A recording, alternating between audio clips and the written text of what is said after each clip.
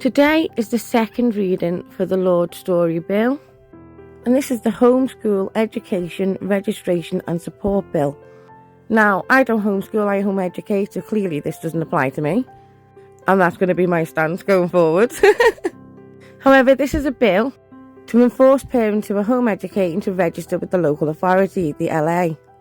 However, when we read the bill and look into the bill, there are also some other concerning aspects mentioned. This bill isn't just about helping home educated children in the slightest. There's a lot of connotations here when you look behind the scenes and you start reading and joining all them dots together. So I have got the bill here and I am going to show you the bill, and you may want to pause it to read it. But as I said before, there are some aspects which are quite concerning to me. For instance, the home education community has a large base of workshops and education providers that we all turn to, and this is across the country. They will work with home educated children, they offer workshops, courses and so on. However, most of these are small businesses, and this bill is stating that anybody working with home educated children, in a professional capacity, offering workshops and so on, or to report them to the LA. Now this is going to be a major breach of trust in our community, especially when a lot of the parents, which they acknowledge themselves, have felt very let down by the LA in the past. So this is just another underhanded tactic here. And if you've noticed, there's also been a lot of propaganda in the media recently as well against home education. But even the positive news stories, they still manage to worm it in there about the register and how important it is, selling it as a support to the community, not a restriction on the community. Because they want the public vote behind this, because they know that the home ed community does not want this register. We don't need it. The LA already know all the children who've deregistered because they get sent the deregistration form. They have those figures already. There's absolutely no need for this register other than the underhanded connotations that come with it. That's just my opinion. It feels sometimes as if they're trying to make it as hard as possible for parents to home educate. Colleges that used to offer the 14 to 16 programs for home educated children have had to stop, many of them ceasing those services altogether, on the basis that because over 68% of school children on average fail the GCSEs, they need the teaching staff to redo the GCSEs for the school kids. And that's instead of just improving the school services to make sure the 68% don't fail the GCSEs, which is also an option, may I add. Just one apparently they're not choosing. Now, there are many reasons why a family would home educate.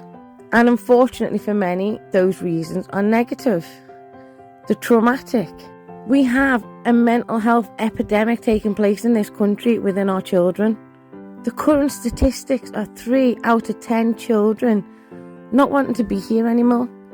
That's school children, by the way, school children statistics. So in an average class size of 30, that's 9 children that teachers got to watch and be aware of for certain tendencies. 3 out of 10 children. Even after acknowledging those reasons, we have the home education register coming up again in these articles. And obviously again, they're mentioning SEND provision here because a lot of that is the reason why, because there is no provision or support for children in school. The waiting list is so long that the children are being failed in the meantime. However, instead of focusing on all the reasons that have caused families to want to remove the children from school, the failings of the school system, no, they want to do a register instead and funnel the money into that. Our mainstream education system needs a major overhaul. We have the worst bullying rate across the West. The worst bullying rates. We shouldn't be having to remove children from school because of complete mental breakdowns, as this article says, for a child in year 4. Year 4? It's the education system itself that needs a major overhaul.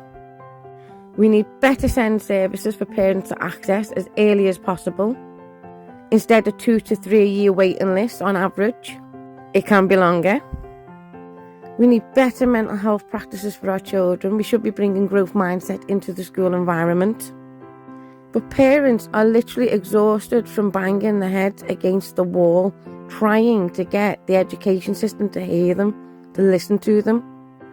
But this register is not going to help any of those children, because the ones who are still stuck in the system because the parents don't have the choice or ability or time to home educate. And granted, we home educators know that you can work it around things in different situations. But if you're a parent that hasn't yet learned too much about home education, it's new to you, you're not going to be aware of that, so you are going to feel trapped. This register is not going to help them parents or the children still being failed day in, day out by the education system. It's just pointless. It's just another way to keep tabs on people who have walked away and said, enough is enough. If you're going to fail my child, if you're not going to be able to safeguard my child, I will do it myself. And that's what the real issue is from the government. So how is this register actually going to change anything? Bringing real change for the children involved in this? It's not. It's like they're just ignoring the real hole in the wall while plastering over the tiny, tiny cracks and fissures. They need to get to the core issue behind this, and they're not going to do that with no register. If government truly wanted to make a difference, they would be making school more conducive to the children that are attending it. They would listen to, reflect on and act on the concerns of the parents that have contacted them over these issues. They're fully aware of those issues because they mention them time and time again, but then saying, but look over there, home educators. It's just another deflection tactic, avoiding the cost of real change. Let me know your thoughts anyway.